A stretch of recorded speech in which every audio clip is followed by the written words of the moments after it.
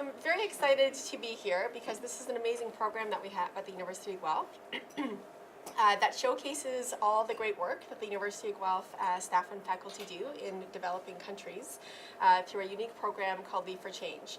So I know you really want to hear from the panel, from their experiences. You don't want to hear from me so much because they've got the exciting stories and the experiences to share. So what I'm going to do is just give you a really high-level overview of the program and then pass it off to these lovely speakers.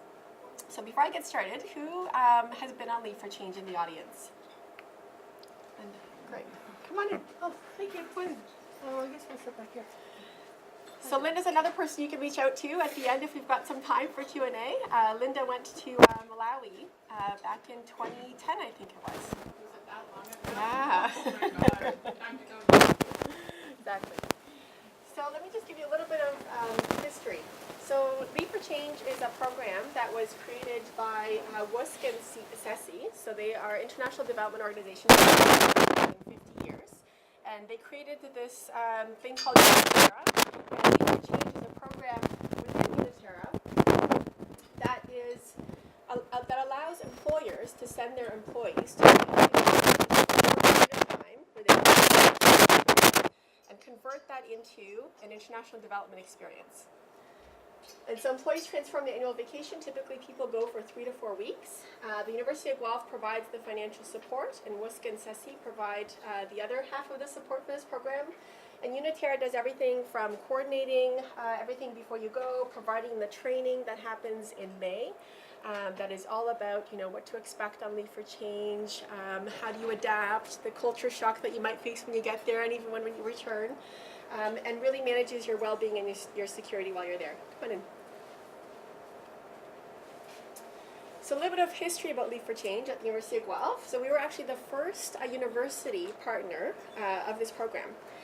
So back in 2007 is when we first sent our first faculty and staff to this program. So far 63 people have gone since 2007. And that represents about 10% of all Lead for Change volunteers in Canada. And so far we've gone to nine different countries. So Lead for Change is a unique program, and some of you may be interested in it.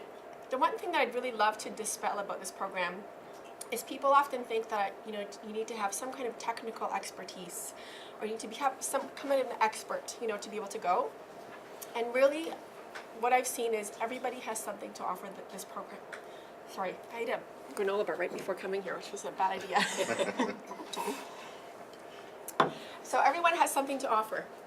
So if there's an HR person that does budgeting for 5% of their job, they know a little bit about numbers. They probably know a little bit about how to set up an Excel spreadsheet, which may be just enough for an organization in a developing country that just needs to set up some kind of an inventory management system through Excel. We had one faculty member go that has a background in philosophy. So she's a philosophy instructor. And she called my colleague Emily at WUSC and said, what could I do? And she said, so you teach philosophy. Where do we start? And we got talking a little bit. And then this professor said, well, I've always volunteered at a sexual assault center here in the Guelph area. I've done a lot of that kind of volunteering. And Emily just happened to know that in Guatemala, there was an organization that wanted to set up a sexual assault center for women. And so she became, a perfect match. So Unitera does post positions that you can take a look at, but it probably only represents about 20% of what's actually possible. So if you don't see anything specifically on the website, that catches your eye, that you think you've got the expertise, contact me, talk to Emily, put in your application, and just list the skills that you have. Whether it's, skills that you're using at work or through volunteer experience or in your personal life somehow. You'll hear some of that through the stories today.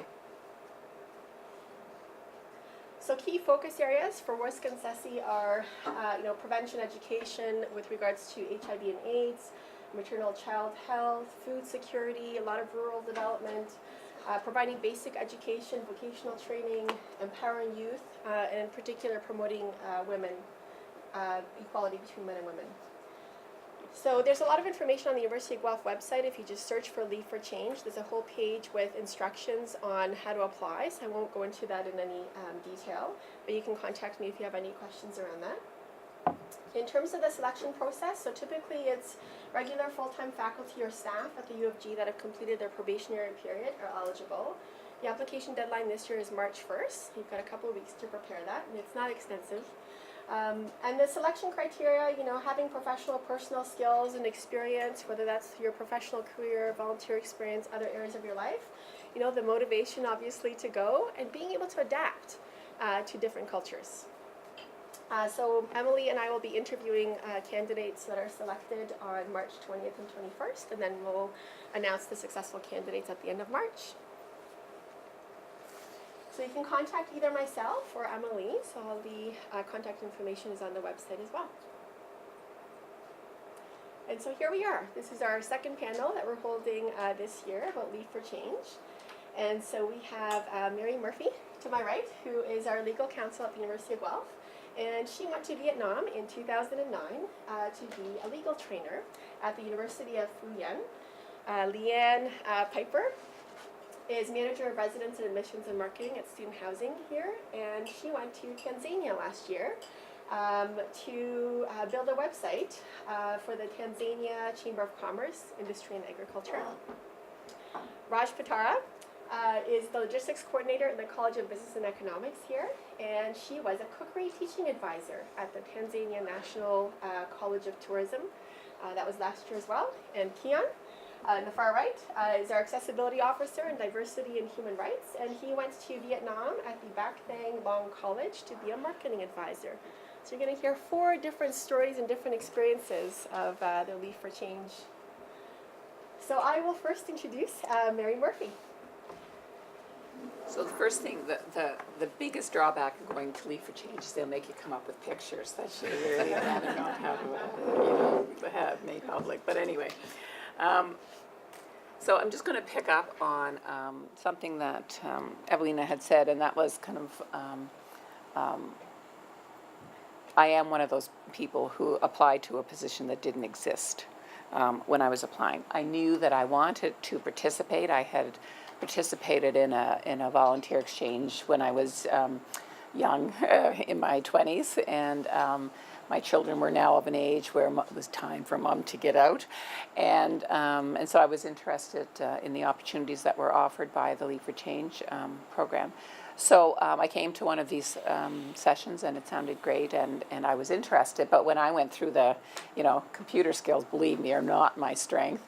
And I was looking at a lot of the positions that were posted going, okay, not me, right? No technical skills and, expert at very little. So I really wasn't sure what to do. So I spoke to the Leave for Change people, and so the suggestion is that I put my name in my application in any way, and kind of give a kind of a broad description of what I do or my interests in, and then identify like any countries that I had particularly, like you don't necessarily get your first choice, but any countries that you may have an interest in going to that are participating, and see how it flies, and that is what I did.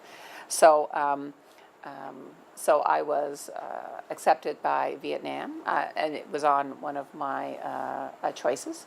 And I chose Vietnam as a country because I couldn't think of one that was more different from any experience that I had ever had in my life, including language and culture. So it was like literally the East versus West.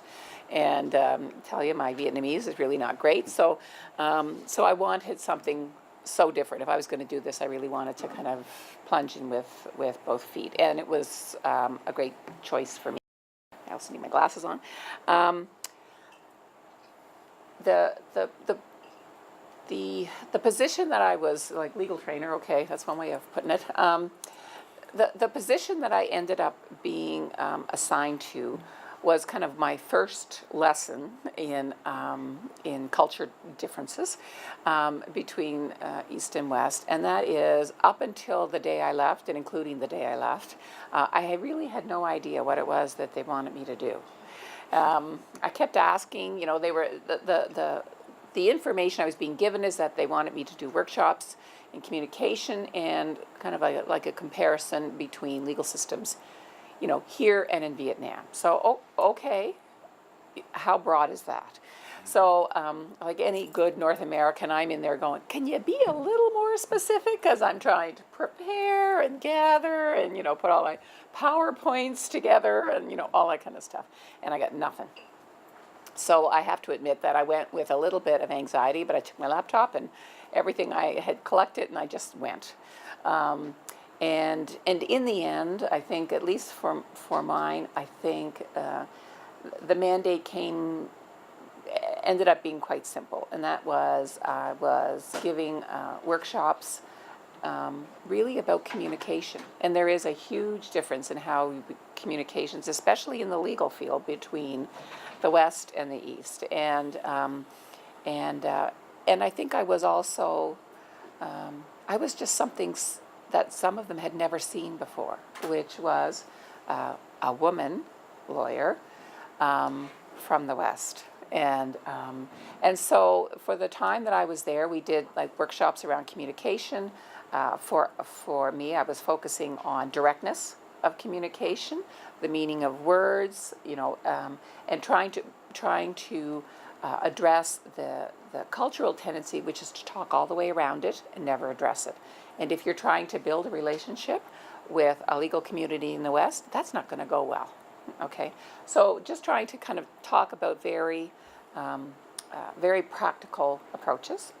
And then the last day I did a workshop, I opened it up. And they could ask me any question they wanted to. And so we had very wide-ranging conversations. Everything from, what was snow like to why I was divorced. I told them even my mother had that question, so I'm not sure about that. And I got questions about my position on Vietnam's claim for reimbursement and damages regarding the use of Agent Orange during the Vietnam War. Okay, so I gave a very legal response to that one, but it kind of just opened it up and allowed people, and I think that was the biggest result, I think, that my mandate gave was I was an introduction, and an introduction in a real and tangible kind of a way. It was certainly a group that was predominantly male. They were focused on law faculty, practicing lawyers, and members of the local Communist Party. And of that group of about 20, there were 2 women. Did they speak English? No, so I did all these through the use of a translator. So I had a man who what was my left arm, in terms of I just had to remember to stop and let him translate. That was, again, one of my learnings was every once in a while I'd get a poke in the ribs. Right, go ahead. Translate, right, because I would start to talk, right, and forget that he was waiting for me to stop so he could tell them what I was saying. So the amount of material that you cover then is divided in half by that. And so although I was really focused on what I was going to do for them when I went, I don't think in the end it really had anything to do with any of the material I brought or spoke about. I think it was about the whole in-person meeting somebody that was so different from what their own experience was. Concerns in going, one of them was that, of course, I grew up during a time when the Vietnam War was on. And one of my concerns was, how would I be received? Because I look enough like an American to be, So, and I didn't know if that would be an issue for them or how I would be received by that. And so one of my, again, learnings from that was I didn't have to be worried about that. And it was really quite interesting because, I remember all the footage on TV. And I've been to the Vietnam Wall in Washington, so and their perspective was very different. It's not the Vietnam War there, it's the American War, right? Makes sense. But the average age of Vietnam is actually quite young. It's actually quite a young country now. Certainly my time, I don't know if Kim would have the same experience, but it was, the average age is like late 20s. is what I was told. So in terms of a country, that's pretty young. And like all young people, including my own children, they're not really interested in what I have to say. And so those young Vietnamese, that is history to them. And so my concern about, they'd be all concerned about me because it's their history. It's not their life now. And I found that the young Vietnamese are all interested about, the same as our own, which is, what are the opportunities available? How do I go out into the world? All those kinds of things. So that was kind of an interesting, kind of put me in my place. What else did I take away from that? Oh yeah, I mean, one of the biggest things I just took away was Vietnam is just a beautiful country. And I was treated with tremendous respect and hospitality, and it is a stunning country. I would go back to Vietnam in a heartbeat. And the people were very warm, and I also became more sensitive to, they have a long history of aggression against them, and so, the little blurb in history that the American or the Vietnam War is only one of thousands of years of aggression. So, kind of, we need to get over ourselves and kind of put it in its historical place. But I was also struck by the amount of damage and infrastructure damage that Vietnam suffered during that war, and they are still, I think, I would say, still not completely recuperated to a great extent. And part of that may be that the city that I was in was had been a former U.S. air base. So Tuy Hoa is on the coast, beautiful beach, but they were a military base during the war, and so they have an airport, obviously, but otherwise, in some ways, is quite isolated. Roads in and out are not great, that kind of thing. Let me see. So, one of the questions that Evelina gave us to think about, what did I leave behind? I think with all humility, I don't think I cured cancer for anybody. And I don't think that, I gave them, something necessarily tangible, except that I think we engaged in conversations that were new, approaches that were new, because, when I started my workshops, everybody was all around the table, and everybody had microphones, and everybody was in, formal dress, and it was very formal. And by the end of the workshops, it wasn't formal, and because I don't do this as a way of doing workshops, and I was much more, and I made them do things on purpose to break those barriers down. And again, they might have thought me crazy at some point, but fair enough, off we go. But it was a great experience. So I don't know if that gives people an overview, and I'm happy to answer questions as well. So we have time for one question, and then we'll save some time at the end so you can ask the whole panel of questions. Yes? Did you ever feel unsafe at any point? No, it was interesting, and there were some times that I was out late at night, and this was even in Hanoi. I felt very safe on the streets. You have to remember, it is for the most part a communist, or however you frame it, but a country, and so large police presences I found around, so no, I never felt, and I traveled all over the country, and never felt in danger at all. The other point too is just as an interest, if you think of going, and I don't know what they did for you, but the language was a real issue, right? Because I can't say squat, and it's not an easy language to even learn basics. Like I can manage in French, but so what they did is they gave all of the volunteers who were there at my particular time cell phones. And so if there was ever a time where I was in a situation where I couldn't make myself understood, and there were, I would call them and say, "Can you tell so-and-so what this?" Yeah. And then I'd give them and they would tell me the conversation that I needed to have. And so the organization, the country organization, was really supportive. And so I could always reach somebody if I needed to. Thanks so much, Mary, for sharing your story. So next we have Leanne Piper, who's going to share with you her story of being in Tanzania last year. Great. Thanks, Evelina.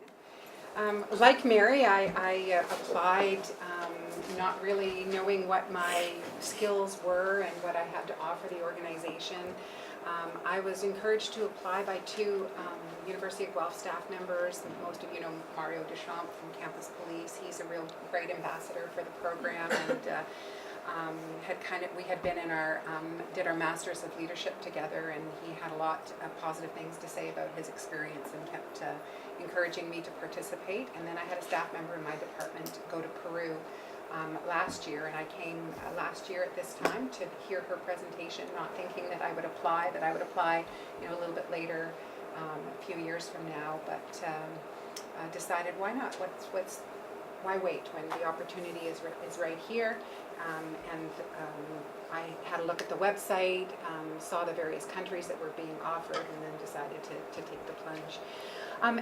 Also, as Evelina described, my role in housing is I'm policy, I'm database, IT, admissions, recruitment. My website experience is more on the content side in our department. But I put in my resume, and I've developed a number of websites for nonprofits and social benefit organizations off campus in various community capacities. And so that was the little piece of my resume that they picked out at the very bottom of page 2 as being potential for a match. And I listed 3 countries that I would like to go to. I did get my first choice, so I was very happy. And Tanzania, they say Tanzania and Tanzania, so is very to WUSC and Ceci. Uniterra last year had their very first, they opened their offices there in Arusha, so there hadn't been that many Lead for Change participants who'd actually gone there yet. So I like the idea of still being new to that country with the mandates that they had set up. And the partner organization that I was assigned to was the TCCIA, the Tanzanian Chamber of Commerce, Industry and Agriculture, in the Manyara region, which is a very agricultural region. And they had never had a volunteer through WUSC or Uniterra before. Most of the partner organizations were very new. And they had a very, very open mandate, which was just website. One word, website. They wanted a website. They had no website, they had no domain, they had no presence on the web. What's interesting about technology and the backbone in Tanzania is that most people don't have laptops or desktops unless they're in a business that has one. But at home, everyone has a mobile phone. So they access the internet, they access information on their mobile phones, on their smartphones. And so it had to be a website that was also fully accessible, because most of their membership would never be accessing their website on an actual desktop or laptop. They'd all be accessing the internet on their phone, so everything had to be mobile accessible. So I tried to do a little bit of preparation before I left. I tried to research the organization, but they have no web presence. So Google TCC, and there's nothing there. Internet connectivity was something I was worried about, because I was developing a website and would need to be able to access internet resources. I did, as I understood my mandate, that because it's a post-colonial British country, that although it hasn't been under British rule for many years, there was still 50-50 English Swahili. So I kind of went in thinking that language wasn't going to be a barrier. And in the major cities like Arusha and Dar es Salaam, English is not hard to find. If you run into Swahili translation, most of the signs are in both, or you can find someone who speaks English in the business community. But I had been assigned to a smaller agricultural region, and the center of that region was a town called Babati. And Babati is about 200 kilometers from a larger city, and it's very rural. There were no paved roads. There was one paved highway going through it, and everything else was dirt roads and ditches, and there was no English. So my first when you say that one of the skills that's probably most important during the orientation, they say flexibility and adaptability are the 2 qualities that you need to really bring in more than any technical skills, and that came true the first day, or the second day actually, because this picture was taken on the first day. I landed in Arusha late at night, got up the next morning and had to find my way to orientation at the WISC offices. And I was standing at the side of a gravel road on a ditch looking completely lost and not knowing where I was supposed to be. And I had been dropped off, but didn't quite know where I was going. And I hear a voice. And all I can hear around me is Swahili, and all of a sudden I hear a voice that says, "Hey, Guelph." And I had been wearing my University of Guelph backpack, and across the street was the offices of Farm Radio International, which was right next to the WISC offices. And I met this gentleman. He's a University of Guelph graduate. His father was the Associate Vice President of Student Affairs. I work for Student Affairs. And it turns out we knew a lot of people in Guelph. Bart Sullivan is his name, just as an aside. Small world. So the point of that is that you just look for those connections, because there is something about Guelph that you'll find a connection, even if it's not somebody from Guelph. You'll find somebody who's heard of Guelph, and then you'll make a connection. And even in the middle of nowhere, I was able to make that connection, which on the first day made me feel like, okay, I'm okay here. I'm going to be okay. I had met Raj, but she was leaving the next day, so you would have been of no help because you were flying out and I was moving to Babati. So, but it was nice to make those connections within the first 24 hours to put me at ease. So I ended up in a town where no English was spoken. The people that I was working with, only there was a student intern who spoke limited English in the way that we learn, core French in grade 4 kind of thing. Voilà le crayon rouge, like he knew very little English. And then another young person in the office who only knew basic English as well, as much English as I knew Swahili. And that the website they wanted was a bilingual website in English and Swahili. And of course, translation then became an issue for developing the website. The great thing was WISC Ceci Uniterra, their offices are very supportive of getting the project done. So all we needed to do was create a proposal to access resources to have the translation or funds to pay someone to do the translation, submit a budget to the head office in Arusha. It was approved within 24 hours, and I was able to go out and get somebody to do the translation within the office that I was working for. So that they were very quick to approve the modifications to the project in order to get it done. A website is a big mandate. So the first step, of course, is to find out what exactly the partner organization wanted. So I spent the whole first day, just asking them questions, saying, what are you looking for? And at the end of the day, then creating a work plan on how to get there. Uniterra, because of its role in developing countries, has a focus on empowerment and engagement of women and youth. So part of my mandate became engaging women and youth. The Tanzanian culture is still very male-dominated. Employment, not unemployment, but employment is 15%. And so youth disengagement and youth poverty and women entering the workforce is still very much a challenge. So finding people in Babati, women, mostly widows, who out of necessity had to start their own business or become entrepreneurs, finding someone, a youth who had created their own jobs, and then making contact with them, and then we decided that the approach to the website was to tell stories, because the impact of most of their membership recruitment is to tell stories. So the best way to tell stories is with videos, so we turned the website into something where we did video testimonials and then embedded the video in the website. So one of the wonderful opportunities that I took away from that is I got to meet some very interesting people.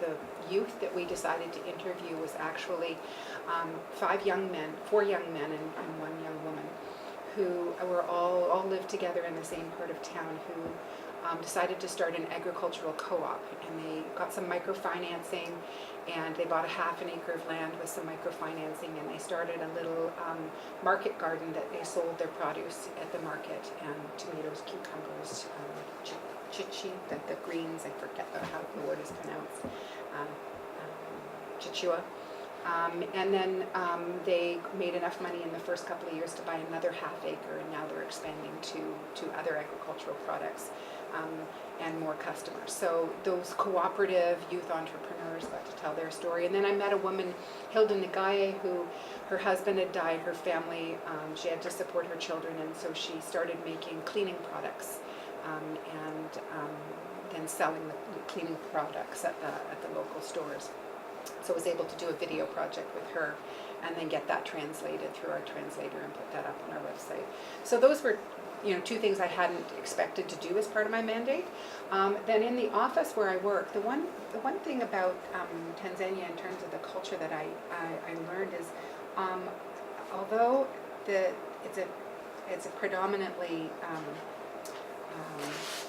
male-dominated culture, there's also the nuance of it's half Christian and half Muslim, and women are integrated into the workplace in certain professions if they have higher education. So if they have a master's level degree, they are in positions of authority. So the organization that I worked for had a Muslim woman as their executive director, Wanahunisi Hussein, and the business development officer under her was a Christian man. And the office worked, I thought, it was a very harmonious office. We had the student intern was Maasai, and so it was a very diverse office just within the 5-person office that I worked for. Which was a wonderful learning experience for me, they needed new brochures done. I had graphic design experience, so it became a secondary project. So once they got to know me a little bit more and started feeling more comfortable asking for more, they would come each day with new tasks. Can you do this? Can you do that? Can you do this? And I would fit those smaller tasks into my work day, knowing that at the end of my mandate I still had to have a website. But the demands became greater through the days that I was there, because they really, really were under-resourced, and I really became part of their office staff and their admin staff doing things that were well outside my mandate, but they needed the assistance, so I was happy to comply. The other thing is I went in not knowing what the resources were. I assumed that they would have technology for me. They didn't. I brought my laptop. I brought my own camera, a high resolution camera. I'm glad I did.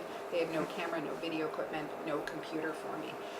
They didn't have a domain set up, so I had to register a domain. They didn't have anywhere to host the website, so I had to contract with a Canadian provider to give them a place to host their website. And again, Unitera was really helpful in allowing me to set those up, because they really had no basic infrastructure to be able to do that there. The cultural humility part was probably my greatest takeaway. So I work with a lot of international students who come to Canada in housing. They arrive on a plane, they get dropped off by a taxi at one of our residences, and they have a suitcase and they have nothing and they have nowhere to go, and their English is what they've learned. We have English language certificate program students, about 40 per year, that live in our housing operations, and I really needed to know what it felt like to be a visible minority, and not just a tourist visible minority, but in a place where they don't get tourists. The body doesn't have tourists. I was the only Mzungu, with the exception of 2 Italian midwives who were on a clinical placement.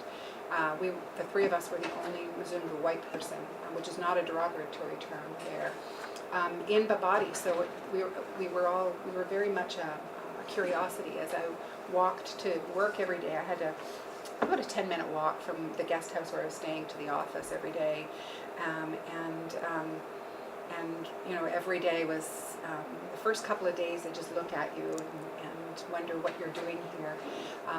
I always, my advice would be to engage, make eye contact, say, habari, and let them know that you at least know limited Swahili. And then by the 3rd or 4th day, they were waving at me and greeting me in the morning. And by the end of the week, they were inviting me into their shops and, having me, giving food, that kind of thing. So it takes a few days to establish that level of comfort where you're not a curiosity anymore, but they're so welcoming, which was a surprise to me in a post-culture. I thought, as Mary said, in the post-Vietnam War, that there would be more suspect, more animosity towards a white person in their village, and that was the opposite. The best experience was the children. Children, are not born with that level of animosity. So they asked questions and they were curious. And interestingly, the folks in the office were very curious about things, and I was very open about saying, "Ask me anything about Canada." What do you know about Canada? They know of Niagara Falls. That's the one thing they know of. And they were also very curious about my marital status, because family is very important in Tanzanian culture. So, learning to ask questions about them. The first question you ask is, do you have children? What do you ask about your children? And so they were very curious that I had 4 children, but that my boyfriend wasn't their father, and that the children's father was still alive, because divorce is very, very uncommon in Tanzania. And I worked with a young woman, a 21-year-old woman with a 2-year-old, whose husband had been killed the year before in a motorcycle accident. And so we had a lot of really heart-to-heart women conversations about raising children, that kind of thing. And we developed a great relationship, and we're still in touch, which is really nice. We're on Facebook, so I get to see her 2-year-old daughter growing up, and that's nice to have made that connection.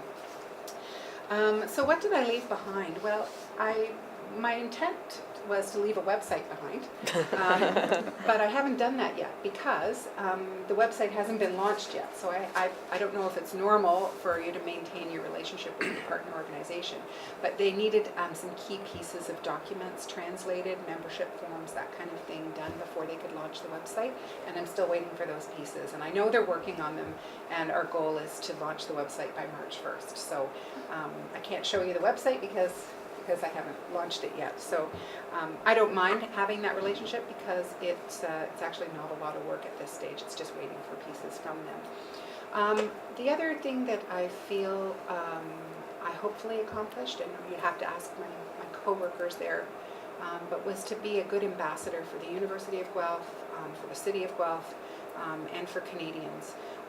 The reason why Uniterra is in developing countries is to bring that economic development and that empowerment of youth and women into those national economies, and to Canada as a nation, to develop those relationships of our country being a country of outreach and inclusivity. So hopefully I was a good ambassador in that regard. Other things, I don't know why Evelina chose these particular pictures, but I'm assuming that middle one is to say, go local. Like, not only integrate in the local culture. The accommodation that I was provided was right in the center of town. I was not in any fancy hotel. I developed better quadriceps, having to squat over the open toilet. Like, really go local, eat the local food, that sopa yapuesa, octopus soup.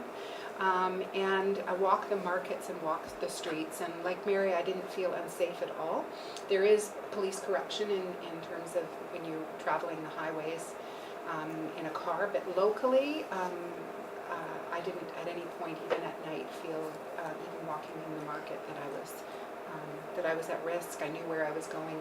Even though there's no street signs, you do learn the side streets and the area where you're staying very quickly.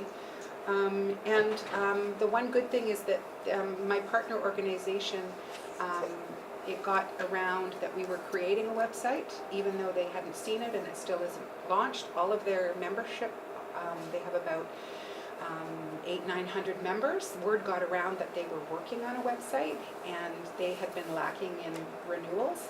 And renewals started to come in really fast because the member organizations in the chamber wanted to make sure that they were going to be listed on the new website as members.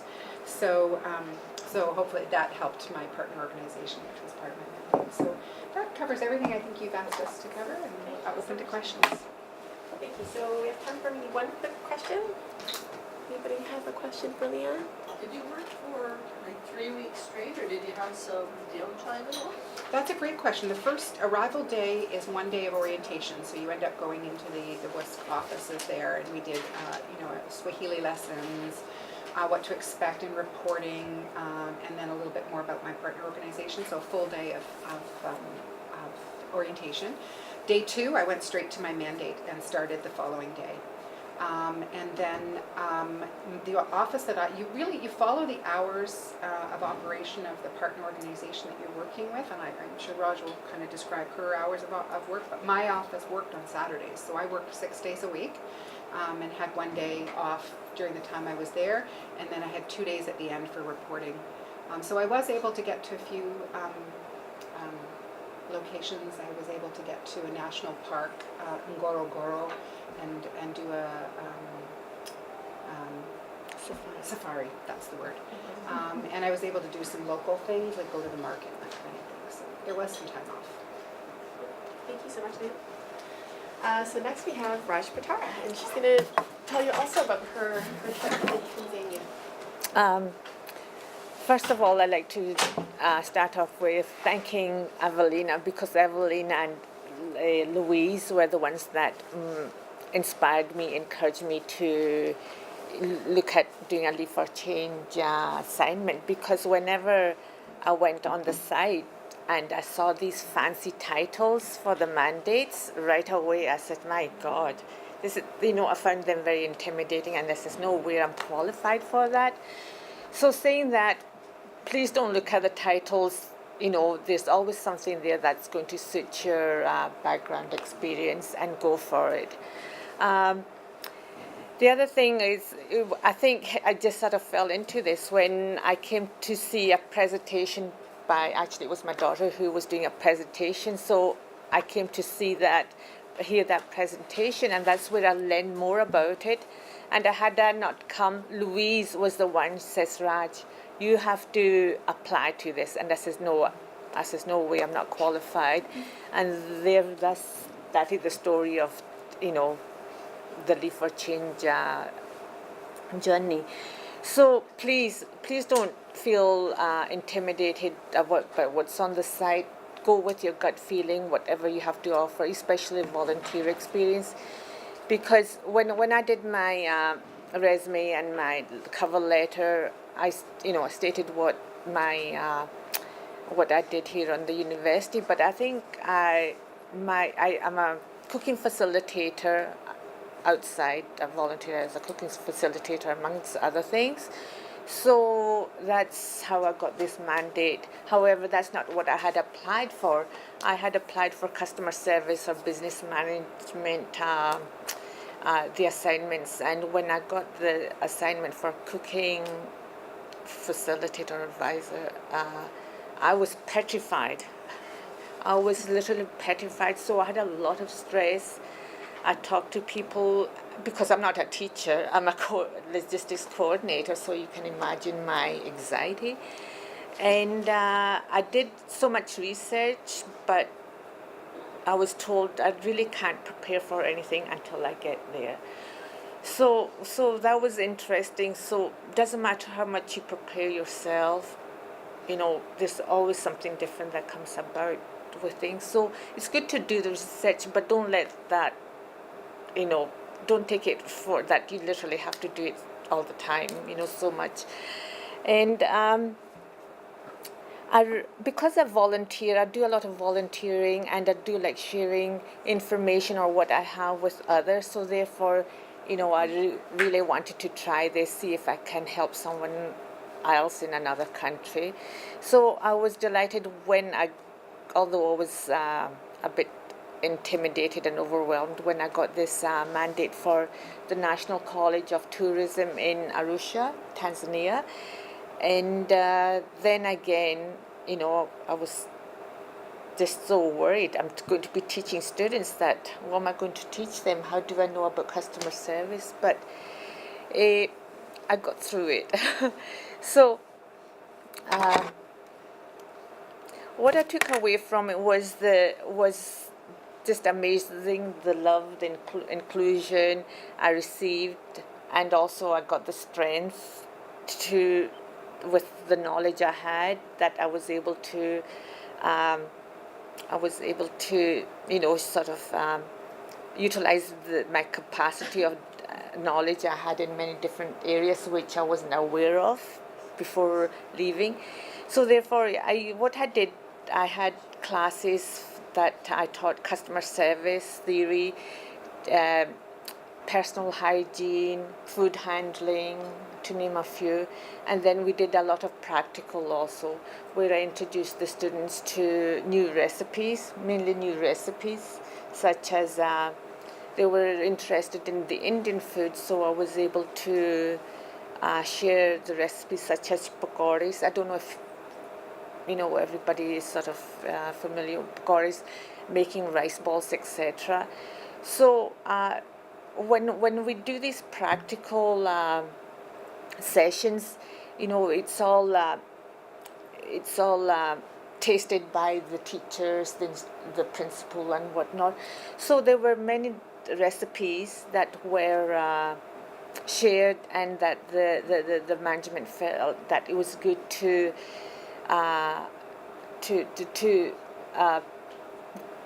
sell to the public, to generate some revenue for the college.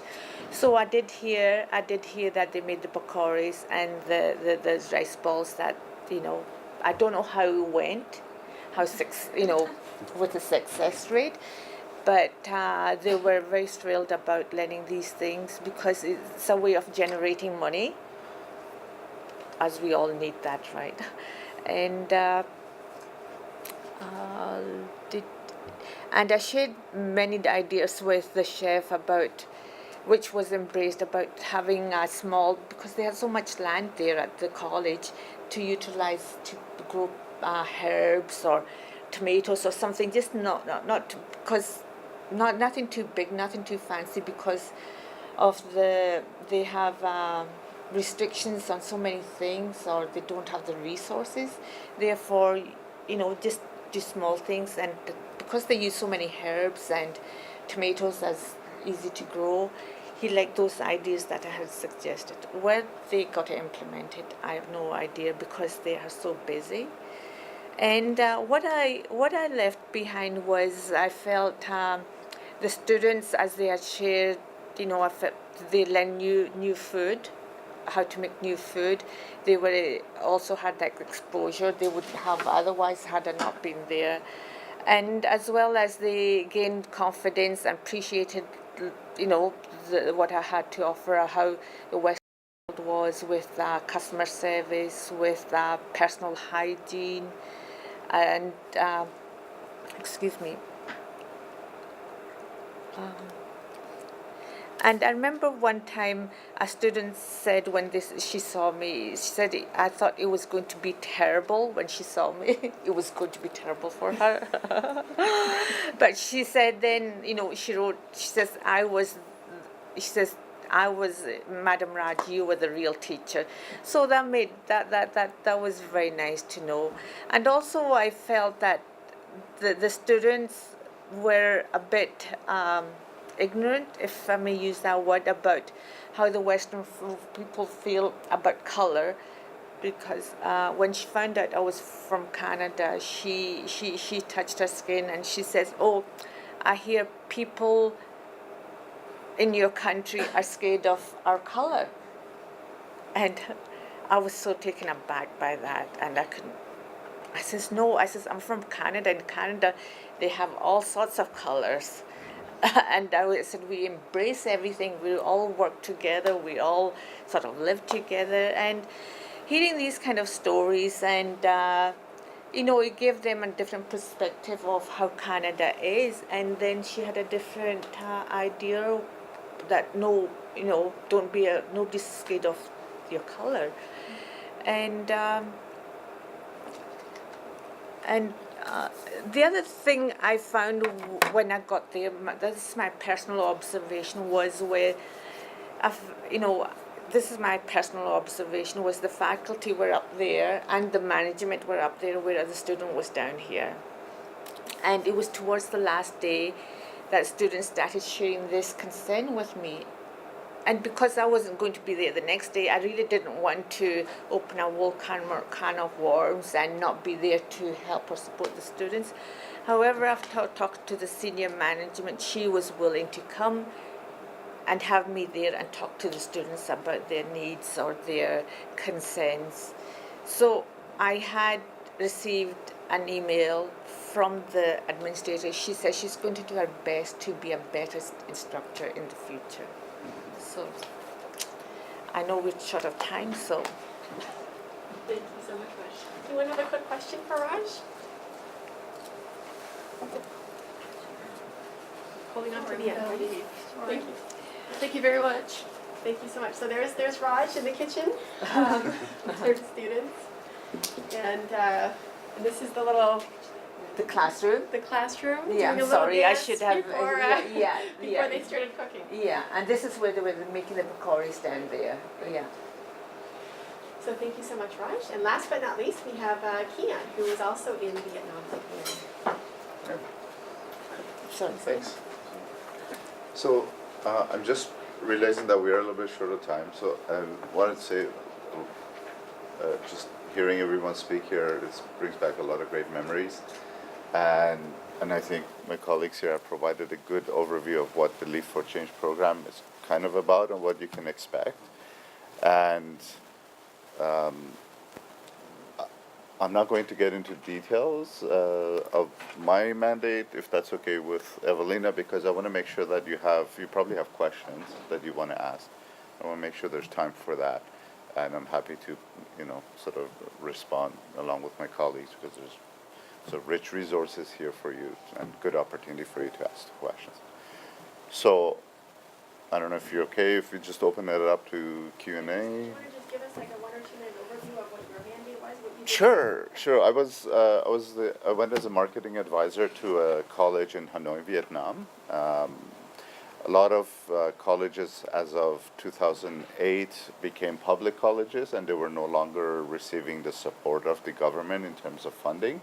So they found themselves having to compete for students with other colleges, especially international colleges and universities that were coming in with huge funding behind them. And so the students were preferring to go to those colleges and universities opposed to local ones. So I was sort of the first Leaf for Change participant to go there and try and help them figure out how they can compete in that environment, basically, in a nutshell. But you've already heard about Vietnam, so I'm not going to get into too much detail. All I can say that as someone in the media is saying these days, it was big, it was huge, it was tremendous, and I loved it. So it was good on many aspects. Yeah, it was, as everybody else's mandate was as well. And I think when you arrive actually where you're going, you realize you do an assessment and to find out where people are at, and generally you find out that you probably need to take a step or two back and sort of start with a simpler mandate and work your way towards what they actually hope to achieve, because those things are usually grand, but on the ground you realize that, well, that's not really exactly where they're at. So. Is that okay? Perfect. So let's open it up to some questions from the audience. What are you guys curious about, or anything else you want to know a bit more about from the presenters? Sure. I'm curious if you managed to actually build a plan, like an action plan, what they need to attract those students? Because I assume it's not very easy when they have to compete with international colleges that Right. would have not bigger degrees, but well-seen degrees Mhm. all over the world. So Yeah. I think it's not a very easy ask. No, it's not. And I think one of the things that's a great question. One of the things I realized is, or I was touched by, was the resilience of the people who are actually there, really thinking about the students and making sure that, they get the best possible. So one of the mandates was to help create a marketing plan for them. And so I engaged with the president and the executive leadership there in terms of how to create a strategic plan, a business plan, because a marketing plan would really fall under a business plan, that they didn't even have a business plan. So I sort of gave them the framework of what is involved in a business plan and what things they need to do. And in fact, doing a research for a business plan properly, would take weeks, months, to do properly. And they didn't really have a lot of sort of research in hand. So what I did was I got him to start working on researching things for the business plan to inform it, and I gave them a blueprint of what they needed to do in order to complete a business plan. So,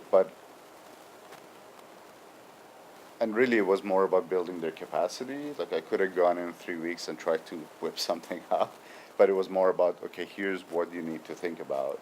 Here's how you get this information in order, and here's how to create a business plan, you know. And but on the other hand, I worked with department heads in terms of marketing, how to market their own programs specifically. One of the things they wanted to know was, well, you know, we want to have a co-op program like some of these fancy international universities, but we don't know how to do it. You know, can you help us, you know, connect, you know, or how do we connect with businesses around here? Because the whole area was a new area. It was that new businesses had popped up, but they had no relationship with them.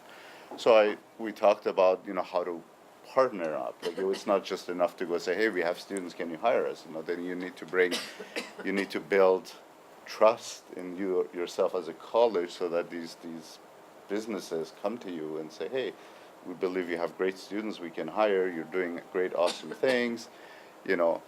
And I said one of the things you could talk to them about is you have international experts coming in, you know, and informing you in your programs, you know, that's something none of the other colleges are doing, and somehow differentiate yourself.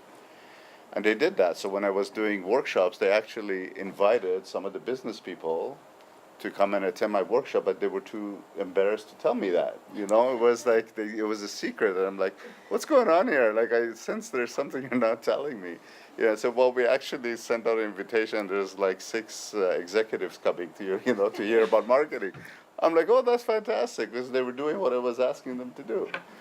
So, looking at their website now, they have 80 partners in their local area that they send students to, and you know, and so that was sort of the seed and the beginnings of it, and obviously it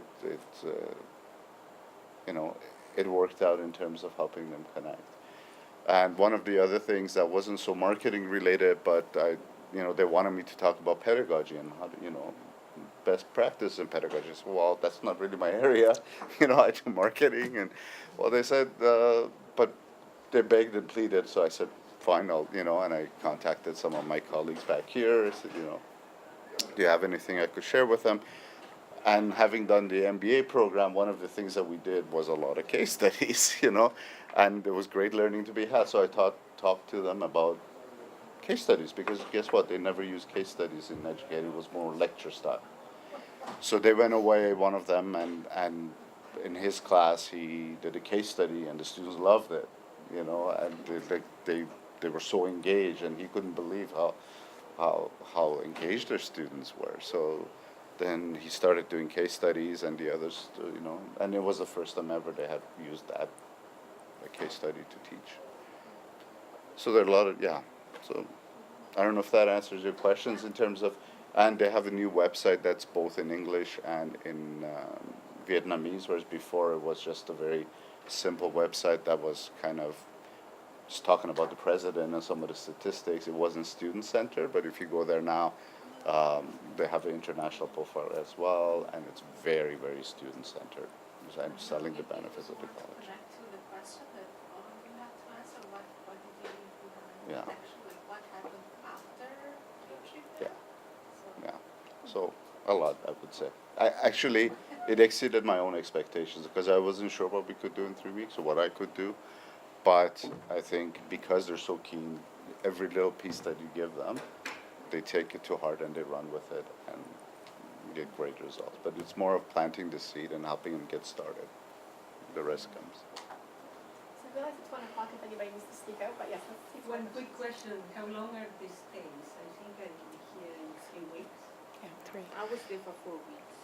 Yeah, I was there for 4. I was there for 3 weeks for leave for change, and then 1 week on behalf of my department, my previous department, to connect with agents who were able to send us English as second language students here. So I was sort of doing some prospecting over there for a week as well, a different part of Vietnam. I think people go for 3 or 4 weeks. And the ones that go for 3 weeks, it was a good amount of time, probably an extra week. Yeah. I have a question, maybe you can answer it, Ken, but I'm assuming the rest of the panel can speak to this. I know, Mary, you had mentioned that they were kind of unspecific about what they wanted in the end. You had mentioned that WUSC and Ceci have more of a mandate of incorporating women and youth.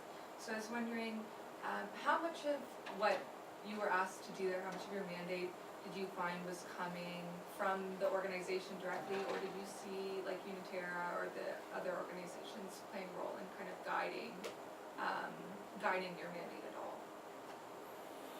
Do you want me?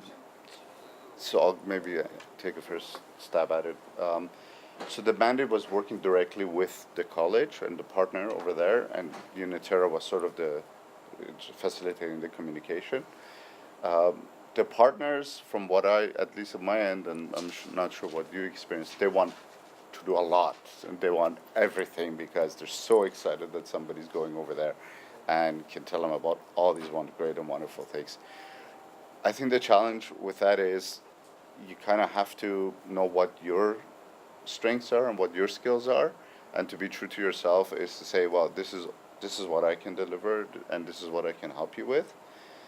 And you engage in discussion beforehand, but that mandate changes again once you land over there. Because, we talked about my mandate at the end. I said, you know what, we can't narrow this down. We'll just go over there and talk. And we had exactly the same conversation the first day I got there.